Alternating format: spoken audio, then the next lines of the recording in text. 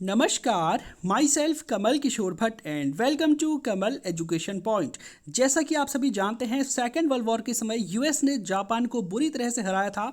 Japan, ये जो पूरा इतना आपको दिखाई दे रहा है, जापान की लगभग 1/3 इंडस्ट्रीज को यूएस ने पूरी तरह से तबाह कर दिया। जापान के 10 नेवल फ्लीट्स में से 8 को पानी में डुबाने का काम यूएस की नेवी ने किया। इसके अलावा सेकेंड वर्ल्ड वॉर के समय जापान की नेवी इतनी ताकतवर थी कि जापान ने एक बहुत ही बड़ा विमान वाहक पोत यानी कि समुद्र में चलने वाला जहाज बनाया था, जो कि युद्धक था, यानी कि एक तरह से तैरते हुए द्वीप के समान था समुद्र में। तो इसको भी यूएस नेवी ने डुबा दिया था पानी में। इसके अलावा इतिहास का सबसे भयंकर युद्ध अपने आप में साबित होता है, जहां पर न्यूक्लियर वेपन्स चलते हैं, लाखों लोग यहां पर मारे जाते हैं और इसका दंश हिरोशिमा और नागासाकी में न्यूक्लियर बॉम्ब को एक तरह से डिप्लॉय करने का दंश आज भी जापान के लोग देखते हैं। और वहां पर हिरोशिमा और नागासाकी में आज भी कैंसर के पेशेंट आपको दिख जाएंगे। जो बच्चे पैदा होते हैं उनमें जन्म जाते हैं तो कैंसर होता है, या फिर वो लोग एक तरह से विकलांग पैदा होते हैं। तो इतना सब होने के बावजूद आज भी अगर आप देखें तो जापान की पब्लिक में जरा सा भी एंटी अमेरिकन सेंटीमेंट नहीं है। 84% ऑफ जापानीज का मानना है कि यूएस हमारे लिए बहुत अच्छा है और यहाँ के लोग यूएस से नफरत नहीं करते, जबकि उन्होंने इतना खतरनाक कत्लेआम जापान में मचाया था। तो इसका क्या कारण है और यूएस अमेरिका की वो कौन सी पॉलिसीज रही थी जिसकी वजह से एक तरह से यूएस अपने हिस्ट्री के इतने बड़े न्यूक्लियर अटैक पर फाइट वॉश करने में कामयाब रह गया, सब कुछ आपको मैं विस्तार से बताऊंगा। सबसे पहले हम इतिहास में चलते। देखिए, इतिहास में अगर आप जाएंगे तो दुनिया जहां पर भी थी वहां पर या तो ब्रिटिशर्स का रूल था, यूरोपियंस का रूल था, या फिर वहां पर किंग का शासन हुआ करता था। तो ठीक इसी तरह से जापान जो है, इस पर भी यहां पर किंग का शासन था। तो किंग उस समय एक तरह से नाममात्र था, यहां पर एक्चुअल शासन था ताकुगावा शोगुनेट का। ठीक है, तो ये जो ताकुगावा शोगुनेट्स हैं, इनके बारे में अगर मैं आपको बताऊं तो शासन में सबसे ऊपर यहां पर आप देख पा रहे होंगे एम्परर है। एम्परर एक व्यक्ति को अपॉइंट करता है जो आमतौर पर हेरिडिटरी होता था, इसको कहते थे शोगुन्स। ठीक है, शोगुन्स या शोगुनेट्स कहते थे। और सत्ता की जो एक्चुअल पावर थी वो भी इन शोगुन्स के हाथ में ही थी। यही लोग मिलिट्री कंट्रोल भी करते थे और यही लोग एडमिनिस्ट्रेटिव कंट्रोल भी करते थे। अब आप सोच रहे होंगे एम्परर है सबसे बड़ा, वो कंट्रोल क्यों नहीं करता? तो आमतौर पर आपको ये पता होगा, इतिहास में अगर आपने ठीक से पढ़ा है तो ये आप जानते होंगे कि किसी भी देश का एम्परर बहुत ज़्यादा ताकतवर नहीं होता है। एम्परर को सबसे ज़्यादा खतरा उसके दुश्मन देश से नहीं होता, अपने देश के सेनापति से ज़्यादा खतरा होता है। तो यहाँ पर क्या था कि बहुत बड़ी तादाद में सिविल वॉर जापान में अक्सर हुआ करते थे। एम्परर्स के खिलाफ वहाँ की आर्मी तख्ता पलट कर देती थी, फिर बहुत ही ज़्यादा कत्लेआम मचता था। तो इसके लिए वहाँ के एम्परर्स ने एक मिलिट्री लीडर को खड़ा करना शुरू किया, इसको कहते थे शोगुन्स। और आने वाले समय में पूरी तरह से सत्ता ये शोगुन्स जो है हथिया लेते हैं, क्योंकि एम्परर भी कहीं ना कहीं चाहता था कि उसकी कुर्सी बचे रहे, वो एक तरह से हेड ऑफ द स्टेट्स एक तरह से रहे, और एम्परर यहाँ पर एक तरह से इसकी जो सत्ता थी ये इसके राजमहल तक ही सीमित थी। तो शोगुन्स ने वहां पर अपने आप में कब्जा किया हुआ था। एम्परर था, बहुत बढ़िया था, लेकिन एम्परर ने ही इसको अपॉइंट किया था, ताकि एम्परर चाहता था कि वो बिल्कुल शांति के साथ रहे, उसके जो बच्चे हैं वो जीवित रहें, क्योंकि इनके खिलाफ बहुत सारे रिवॉल्ट उस समय होते थे। तो अब आप सोच रहे होंगे शोगुन्स का नाम कहाँ से आ गया, क्या इनका कोई रिलेशन यूएस जापान रिलेशन के साथ है? तो बिल्कुल है। देखिए, उस समय की बात अगर आप देखेंगे तो जापान यूएस के लिए बहुत इंपॉर्टेंट है। जब यूएस अपनी फॉरेन पॉलिसी को निर्धारित करता है, चूंकि जो यूएस है उसकी इकोनॉमी उस समय एक्सपोर्ट बेस्ड हुआ करती थी, इसने दुनिया को जगह जगह अपना सामान एक्सपोर्ट किया, हथियार डिफेंस इक्विपमेंट एक्सपोर्ट किए, और ऐसे ये बना। तो यूएस का बहुत बड़ी तादाद में ट्रेड होता था यहाँ वाले एरियाज में। ठीक है, ये चाइना है, इसके अलावा नीचे पे आपको जो इंडो पैसिफिक का इतना बड़ा रीजन देख रहे होंगे आप, इस पूरे इलाके में यूएस का ट्रेड हुआ करता था।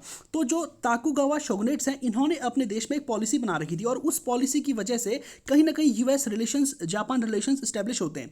इन्होंने एक साकोकू पॉलिसी बनाई थी। साकोकू क्या मतलब हुआ? देखिए, साकोकू एक तरह से जापान की आइसोलेशनिस्ट पॉलिसी थी। आइसोलेशनिस्ट का मतलब क्या होता है कि अकेले रहने की। जापान में एक्चुअल में यहाँ के जो मिलिट्री रूलर्स थे, ये जो शोगुनेट्स थे, ये एक चीज़ को मानते थे कि ये कहते थे कि जापान का जो कल्चर है ना, वो पूरी तरह से प्रोटेक्ट होना चाहिए। तो इन्होंने एक पॉलिसी बनाई थी जिसको साकोकू कहा जाता है। इस पॉलिसी में क्या था कि जापान का कोई भी नागरिक विदेश नहीं जा सकता, यानी कि हम जापानी हम अपने में रहेंगे, सिर्फ यहाँ तक केंद्रित रहेंगे। इसका बेसिकली कारण ये था कि अगर जापान का कोई नागरिक चाइना, रशिया, यूएस अलग अलग देशों में चला गया तो वो वहाँ पर जाएगा तो उन्हीं चीजों को सीखेगा और उन्हीं चीजों को अपने यहां पर भी अप्लाई करेगा। इससे जापान का कल्चर प्रभावित हो जाएगा। जापान में न तो दूसरे देशों के लोगों का आना जो है वैलिड था, नहीं जाना, यानी कि जापान एक तरह से पूरी तरह से जो है एकाकी जीवन व्यतीत कर रहा था। दुनिया में क्या हो रहा है इसको कोई मतलब नहीं, ये सब अपने में ही व्यस्त थे।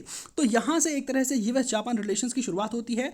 अब आप देखेंगे कि आखिर इसका यूएस जापान रिलेशन से क्या संबंध है। देखिए, इसका सीधा संबंध आपको मैं बताऊंगा कि यूएस क्या चाहता था कि जो जापान है एक तरह से इनके लिए कोलिंग स्टेशन का काम करे। ठीक, अब कोलिंग स्टेशन का क्या मतलब हुआ, यूएस जो है अपने बहुत सारे शिप्स के माध्यम से अलग अलग अपने डिफेंस इक्विपमेंट्स को, अपने सामानों को एक्सपोर्ट किया करता था इन जगहों पर। और आप जानते हैं कि कोयला बहुत बड़ी तादाद में जापान में हुआ करता था और जो फ्यूल है वो भी जापान में अपने आप में हुआ करता था। तो यूएस चाहता था कि उनकी जो शिप्स हैं वो जापान में रुकें, यहाँ पर ठहरें, यहाँ पर उनको कोल किया जाए और यहाँ से जो है अपने जो जितने भी इक्विपमेंट्स हैं, जितना भी इसका सामान है, वो इसको एक्सपोर्ट करे। तो यूनाइटेड स्टेट्स की फॉरेन पॉलिसी में जापान का बहुत ज़्यादा इंपॉर्टेंस था। अब जब जापान एक तरह से ऑफर देता है, यूएस जापान को ऑफर देता है कि आप अपने डोर्स को यूएस ट्रेड के लिए ओपन कर दीजिए, तो उस समय वहाँ पर आप जानते हैं कि शोगुनेट्स का शासन था। शोगुनेट्स क्या थे, कल्चरवादी थे, एक तरह से वो अपने कल्चर को प्रमोट करना चाहते थे। उनकी ये मानसिकता थी कि अगर विदेशी हमारे यहाँ पर आते हैं और हमारे यहाँ के लोग अगर विदेशों में जाते हैं तो इससे हमारा कल्चर प्रभावित हो सकता है। तो शोगुनेट्स एक तरह से ऐसा करने से इनकार कर देते हैं। वो कहते हैं कि हम जो है अपने आप में बिल्कुल सही हैं और हम अपनी इकोनॉमी के दरवाजे तुम्हारे लिए नहीं खोलेंगे। और जब यूएस इनसे ज़बरदस्ती करता है तो ये कहते हैं कि इससे हमारा क्या फ़ायदा होगा। तो यूएस कहता है कि हम तुमको एक ऐसा ऑफर देंगे कि तुम हमको बिल्कुल मना नहीं कर सकोगे। और यूएस के ऑफर के पीछे कहीं ना कहीं जापान के जो अदर पॉलिटिकल लीडर्स उस समय हुआ करते थे, पॉलिटिकल अलाइड उस समय थे, उनका कहीं ना कहीं रोल था। तो यहाँ पर जब शोगुन्स फिर भी नहीं मानते तो यूएस चाहता है कि इस शोगुन सिस्टम को ही यहाँ से खत्म कर दिया जाए। यहाँ पर जो एम्परर का रूल पहले ज़माने में हुआ करता था उसी रूल को वापस लाया जाए। तो यहाँ पर एम्परर और एक तरह से यूएस की मध्यस्थता से इन शोगुन्स का अंत कर दिया जाता और यहाँ पर एक बार दोबारा से एम्परर की सत्ता स्थापित हो जाती है। और अब सर्वे सर्वा जो पहले शोगुन्स हुआ करते थे, एम्परर केवल और केवल एक कठपुतली था। अब यहाँ पर जापान में एम्परर का शासन हो जाता। अब आप सोच रहे होंगे कि ठीक है, जापान में एम्परर का शासन दोबारा से स्थापित हो गया तो फिर क्या हो गया। तो इसके बाद शुरू होता है जापान और यूएस रिलेशंस का सबसे बेहतर दौर। यहाँ पर जो यूएस और जापान के बीच में ट्रेड होता है ये बहुत ही बेहतर तरीके से होता है। आप देख पा रहे होंगे यूएस से जितने भी शिप्स आते थे वो इधर जापान में आते थे, यहाँ पर ये रुका करते थे, अपनी रिफ्यूलिंग किया करते थे, कुछ दिन यहाँ पर रुका भी करते थे और उसके बाद अलग अलग एरियाज में जाकर सामान को डिस्ट्रीब्यूट करते थे। तो इससे जापान को भी फायदा हो रहा था। आमतौर पर जैसे हम लोग जाते हैं कि जब हम किसी एक शहर से दूसरे शहर में जाते हैं, बस में भी जाते हैं, तो एक स्टेशन ऐसा होता है जहाँ पर गाड़ी रुकती है, जो लोग होते हैं वो खाना पीना खाते हैं, सब कुछ करते हैं। तो ऐसे ही यूएस के जो शिप्स थे इनके लिए जापान एक इस तरह का पॉइंट बन गया जिससे यहाँ पर बहुत बड़ी तादाद में रोजगार मिला। इससे पहले तक जापान की जो पॉपुलेशन थी वो पूरी तरह से ग्रामीण थी, ठीक है, और कृषि पर आधारित थी। लेकिन जैसे यूएस यहाँ पर एंट्री शुरू की तो उसके बाद यहाँ की पॉपुलेशन को बहुत बड़ी तादाद में रोजगार मिलता है।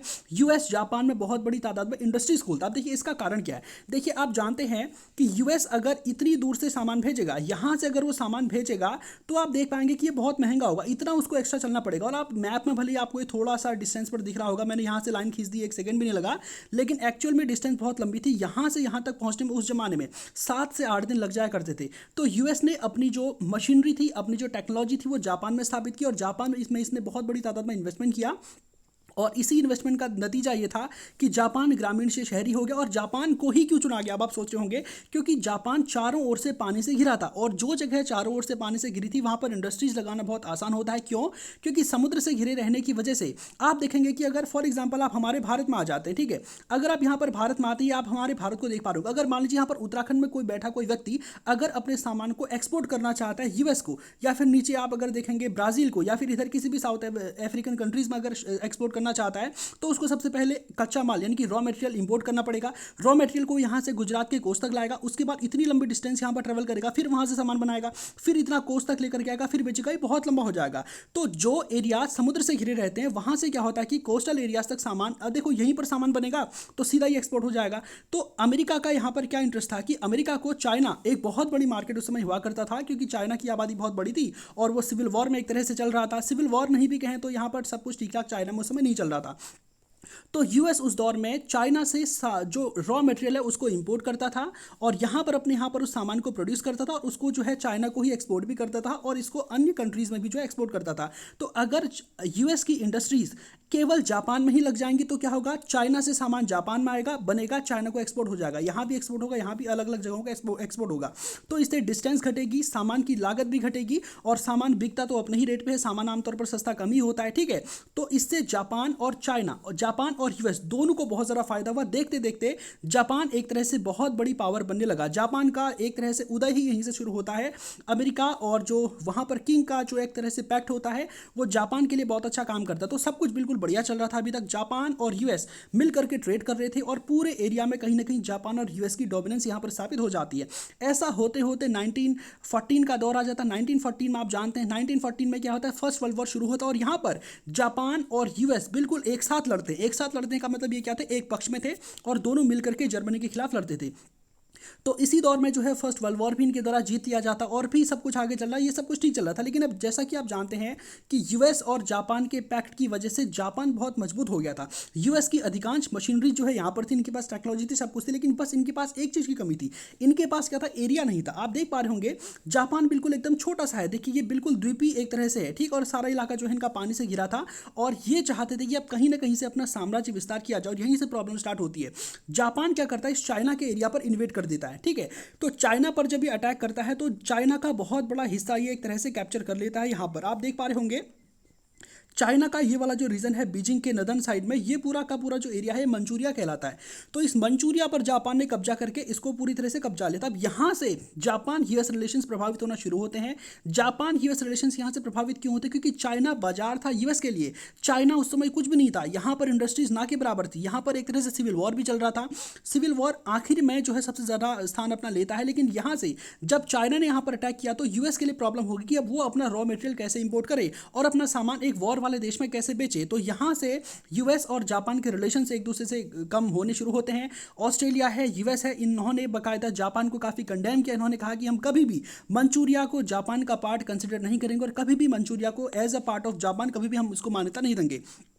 तो यहाँ पर अब देखिए यूएस, ऑब्वियस सी बात है, अगर जापान यूएस के खिलाफ जाएगा तो यूएस भी इस पर कार्रवाई करेगा। तो क्या यूएस सीधा इसके साथ वॉर का जोखिम मोल ले? तो यूएस ने क्या किया, इस पर इकोनॉमिक सैंक्शंस लगा, अपनी जो इंडस्ट्रीज थी उसको एक तरह से यहाँ पर टारगेट करना शुरू किया। बहुत सारे सैंक्शन लगा, इसको ऑयल देना बंद कर दिया और भी बहुत सारी चीज़ें थी, ठीक है। और यहाँ पर जो इंडस्ट्रीज थी, जो यहाँ पर इन्वेस्टमेंट जो है यूएस ने किया था, उस इन्वेस्टमेंट को वापस लेना जो है यूएस ने शुरू कर दिया। अब यहाँ से आप देखेंगे कि जापान की इकोनॉमी धीरे धीरे गिरने लगी और इतना ज़्यादा गिर गई कि अब जापान जो है काफ़ी अमेरिका से नाराज हो गया और अब जापान ने कहा कि अमेरिका हमारा दोस्त नहीं है, अमेरिका हमारा क्या है, दुश्मन है। और ये सब देखते देखते आ गया समय सेकंड वर्ल्ड वॉर का, ठीक। और इस सेकंड वर्ल्ड वॉर में आप जानते हैं कि जर्मनी जो है वो भी यूएस का दुश्मन था, जापान जो है ये भी यूएस का दुश्मन था। हालांकि फर्स्ट वर्ल्ड वॉर में यूएस और जापान दोनों जर्मनी के खिलाफ लड़े थे, लेकिन अब जो सेकंड वर्ल्ड वॉर के समय पे स्थितियां, जियोपॉलिटिक्स बिल्कुल बदल चुकी थी। यहाँ पर हिटलर का उदय हो गया था। तो जापान ने हिटलर को ऑफर दिया कि देखो भाई, यूएस तुम्हारा भी दुश्मन है, हमारा भी दुश्मन है, क्यों ना हम दोनों मिलकर लड़ें।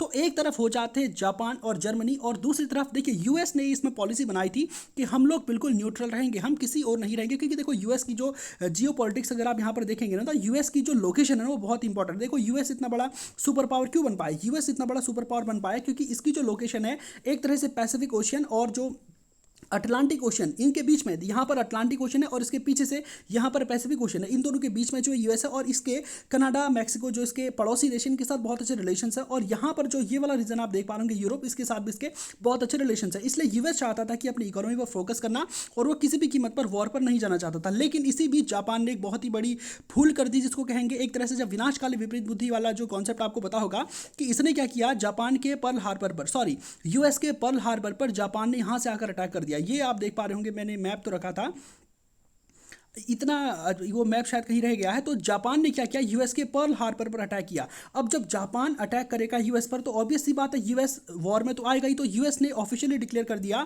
कि अब हम वॉर में हैं, अब हम जापान को क्या करेंगे, सबक सिखाएंगे। इससे पहले विंस्टन चर्चिल, ब्रिटेन के जो प्राइम मिनिस्टर थे, वो सैकड़ों बार जो है पत्र लिख चुके थे यूएस को कि आप जो है वॉर में आइए, हमारे साथ दीजिए। लेकिन यूएस वॉर में नहीं आया। उसका कहना था कि हम बिल्कुल आइसोलेटेड रहेंगे, वॉर से हम बिल्कुल दूर रहेंगे। हालांकि वो सारे के सारे डिफेंस इक्विपमेंट सेल कर रहा था ब्रिटेन को, यूरोप को, ठीक है।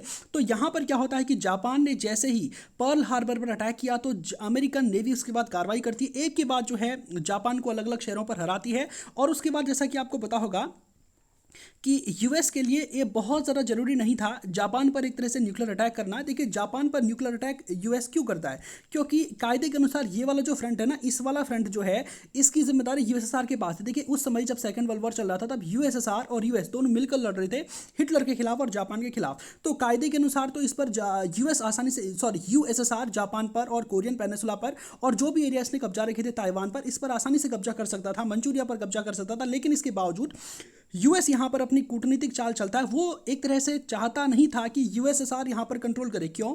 क्योंकि अगर यूएसएसआर ने कोरियन पेनिसुला पर तो कंट्रोल कर ही लिया था, अगर वो जापान पर भी कंट्रोल करता तो ये पूरा का पूरा एरिया एक तरह से कम्युनिस्ट आइडियोलॉजी वाला हो जाता, जबकि यूएस के लिए, यूएस के इंटरेस्ट के लिए क्या है, खतरा है। तो यूएसएसआर को रोकने के लिए यूएस ने यहाँ पर न्यूक्लियर अटैक किया और इस न्यूक्लियर अटैक की जानकारी यूएसएसआर को नहीं थी। यहीं से यूएसएसआर और यूएस के रिलेशंस खराब होते हैं और यूएस और यूएसएसआर के बीच में कोल्ड वॉर एक तरह से शुरू होता है। तो जब जापान पर न्यूक्लियर अटैक होता है तो उसके बाद जापान ऑब्वियसली बात है सरेंडर कर देता है। वहाँ का किंग जो हिरोहितो था वो सामने आता, वो कहता है कि हमारे दुश्मन के पास, यानी कि जो हमारा दुश्मन यूएस है, इसके पास न्यूक्लियर वेपन्स हैं और 2 हमारे ऊपर चला चुका और जाने अभी कितने और चलाएगा, ठीक है। तो इसलिए जापान इसके पास सरेंडर कर देता और यूएस जो है, जापान जो है पूरी तरह से यूएस के अधीन आ जाता। तो यहाँ पर तक का इतिहास मैं आपको समझा चुका हूँ। अब आप सोचोगे जब इतना कुछ हो चुका है, फर्स्ट वर्ल्ड वॉर से दुश्मनी चल रही है यूएस और जापान के बीच में, सेकंड वर्ल्ड वॉर में तो बाकायदा उसके बाद जो है इस पर बॉम्ब गिरा दिया गया था, इसके बावजूद आखिर कैसे यूएस कामयाब रहा अपने इस इतिहास को वाइट पेंट करने में।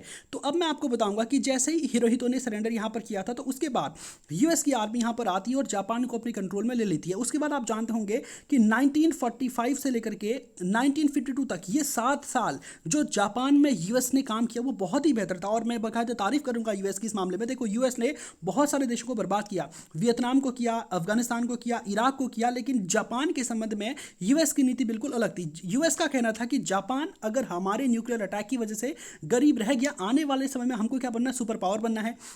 यूएस से बड़ा उस समय दुनिया में कोई था नहीं, यूएसएसआर था, इससे पहले ब्रिटेन था, ब्रिटेन तो बर्बाद हो चुका था सेकेंड वर्ल्ड वॉर में। तो यूएस चाहता था कि अगर हमें दुनिया का सुपर पावर बनना है तो कहीं ना कहीं अपनी छवि को अच्छा रखना पड़ेगा, इसलिए जापान का उदय अब इसके लिए बहुत इंपॉर्टेंट है। दूसरा मैं आपको बता चुका हूँ कि जापान बहुत इंपॉर्टेंट था यूएस के लिए और यूएस के लिए इसकी इंपॉर्टेंस की वजह था कि जापान किसी भी तरह से यूएस के हाथ से ना जाए। क्यों? क्योंकि जापान वो कंट्री था ना जिसके पास बहुत बड़ी तादाद में हथियार थे। देखो वहाँ के लोग लड़े थे, बहुत बहादुरी के साथ लड़े थे, बस उनके पास न्यूक्लियर वेपन नहीं था। अगर जापान के पास न्यूक्लियर वेपन होता या फिर जर्मनी के पास न्यूक्लियर वेपन होता तो आज इतिहास हो सकता है कुछ अलग ही हो, ठीक है। हो सकता है कि जापान और जर्मनी मिल करके सेकेंड वर्ल्ड वॉर को जीत जाते। तो यहां पर सिर्फ एक इसी की कमी थी।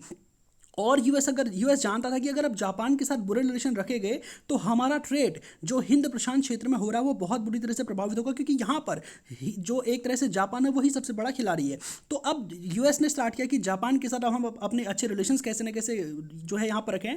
तो 1945 से लेकर 52 तक यूएस और जापान के बीच में बहुत सारी ट्रीटी होती है और यहाँ पर यूएस जापान को कहता है, देखिए एक यहाँ पर डीलिंग होती है कि अब से जो जापान है इनका संविधान आता है बाकायदा, जब सेकेंड वर्ल्ड वॉर खत्म होता है तो ये कहते हैं कि अब एक तरह से किंग का शासन खत्म हम करते हैं और यहाँ पर हम जो है कॉन्स्टिट्यूशन लेकर के आते हैं, यहाँ पर इलेक्शन होंगे, यहाँ पर प्राइम मिनिस्टर रहेगा। हालांकि यहाँ पर कॉन्स्टिट्यूशनल मोनार्की रहेगी, किंग तो रहेगा लेकिन जैसे हमारे यहाँ पर प्रेसिडेंट होता है जिसकी कोई उतनी अच्छी पावर नहीं होती, वैसे किंग वहाँ पर रहेगा, बाकी सारा काम वहाँ की जो है पार्लियामेंट अपने आप पे करेगी। तो यहाँ पर जैसे ही एक तरह से यहाँ का संविधान लागू होता है तो उसके संविधान में एक आर्टिकल 9 यहाँ पर इंपोज कर दिया जाता है जिसमें प्रावधान किए जाते हैं कि जापान की जो वॉर के संबंध में सोवरेनिटी है उसको छीन लिया जाता है, यानी कि जापान कभी भी वॉर में नहीं जाएगा। सबसे पहली कंडीशन ये होती है। दूसरी कंडीशन ये होती है कि जापान कभी भी लैंड, सी और एयरफोर्स नहीं रखेगा, यानी कि आर्मी नहीं रखेगा, नेवी नहीं रखेगा और एयरफोर्स नहीं रखेगा। क्योंकि यूएस जानता था कि फॉर एग्जाम्पल हम रोटी बनाते हैं, ठीक है, अगर कोई इनको खा जाए तो इसका मतलब ये तो नहीं है कि हम दोबारा रोटी नहीं बना सकते, हमारे पास स्किल है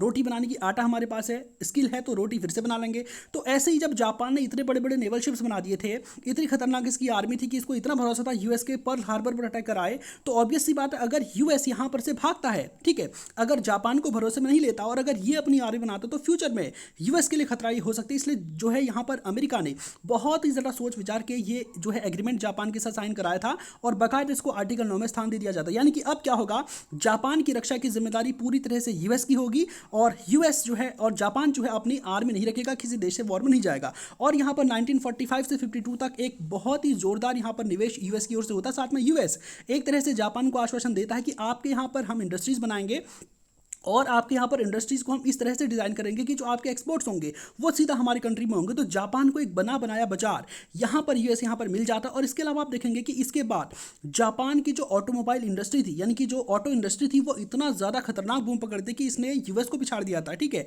यहाँ की जो गाड़ियाँ बनती थी, 2 व्हीलर थे, 4 व्हीलर थे, आज भी पूरी दुनिया में जाने जाते हैं।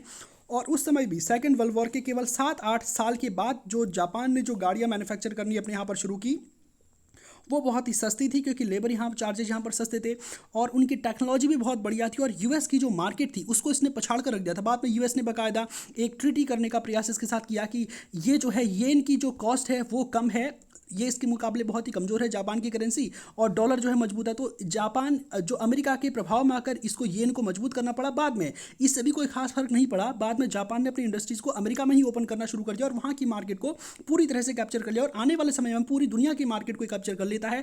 सेकेंड वर्ल्ड वॉर में पूरी तरह से तबाह होने के केवल 8 साल बाद जापान दुनिया की दूसरी सबसे बड़ी इकोनॉमी बन जाता है। फर्स्ट नंबर पर यूएस था, दूसरे नंबर पर जापान था।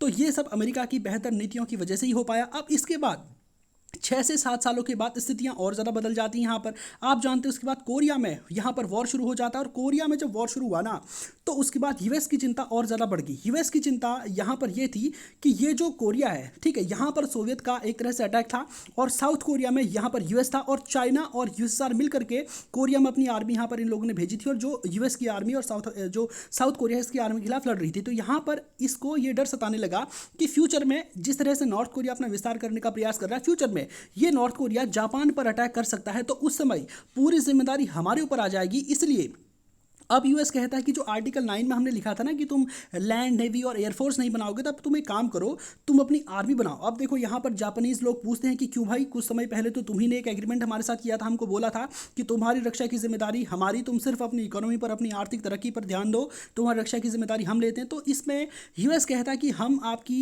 इसकी बात नहीं कर रहे, तुम अटैकिंग नेवी मत रखो, लेकिन तुम जो है कम से कम इतनी आर्मी अपने पास रखो कि कोई देश अगर तुम पर अटैक करता तो तुम उसको जो है डिफेंड खुद को कर सको। तो यहाँ पर उसके बाद जापान ने बाकायदा थोड़ी बहुत आर्मी स्थापित की, लेकिन जापान की सिक्योरिटी की पूरी जो जिम्मेदारी है वो कहीं ना कहीं यूएस की थी। तो ये यूएस जापान रिलेशंस अपने आप में थे, जहां पर आपने देखा होगा कि आज भी 84% ऑफ जापानीज पीपल कहते हैं कि यूएस हमारे लिए बहुत बेहतर है, जबकि यूएस ने इनको इतना नुकसान पहुंचा था। लेकिन देखिए अब यहाँ पर आपको पता होगा कि ऑफिशियली जो जापान की गवर्नमेंट है इसने कभी भी यूएस को नहीं कहा कि आप हमारे हिरोशिमा और नागासाकी पर आपने जो अटैक किया इसके लिए आप माफ़ी मांगे। क्यों? क्योंकि देखिए यहाँ के लोग भले ही कहते हैं, देखिए बहुत सारे लोग यहाँ के कहते हैं कि यूएस ने हमारे ऊपर ऐसा किया, देखो लोग तो कहते रहते हैं, लेकिन जापान की जो गवर्नमेंट है इसने ऑफिशियली कभी नहीं कहा। क्योंकि अगर ऑफिशियली ये अगर यूएस को बोलते हैं आप हमसे माफ़ी मांगो तो जापान को भी माफ़ी मांगनी पड़ेगी चाइना से। चाइना पर जो उसने इन्वेट किया था फर्स्ट वर्ल्ड वॉर के बाद, वहाँ पर बहुत बड़ी तादाद में चाइनीज जो नेशनल्स हैं उनको मारा जाता है। चाइना में आज भी बहुत बड़ी तादाद में एंटी जापान सेंटिमेंट्स हैं, ठीक है। इसके अलावा ताइवान से भी जापान को माफ़ी मांगनी पड़ेगी, इस पर भी इसने अटैक किया था। कोरियंस पर तो इन्होंने बहुत ही ज़्यादा अत्याचार किया था। इसलिए तो नॉर्थ कोरिया को जो तानाशाह किम जोंग उन है, ये धमकी देते रहता है जापान को मैं डुबा दूंगा एक दिन न्यूक्लियर बॉम्ब गिरा के, ठीक है। तो यही वजह है यहाँ पर कि जापान ने भी जो है यूएस से माफ़ी मांगने को नहीं कहा। हालांकि जो बराक ओबामा इससे पहले जो यूएस के प्रेसिडेंट थे, ये हिरोशिमा में आते हैं और वहाँ पर उन्होंने स्पीच भी दी थी। और यहाँ के जो शिंजो आबे प्राइम मिनिस्टर थे वो पर्ल हार्बर जाते हैं।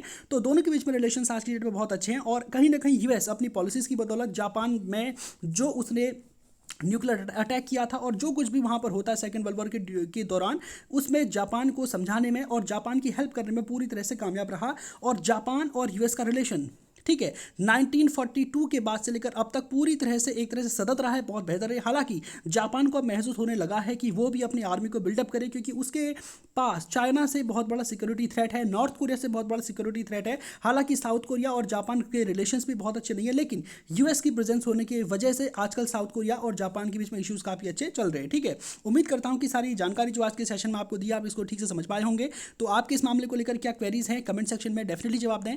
तो आज के सेशन को यहीं पर समाप्त करते हैं। धन्यवाद।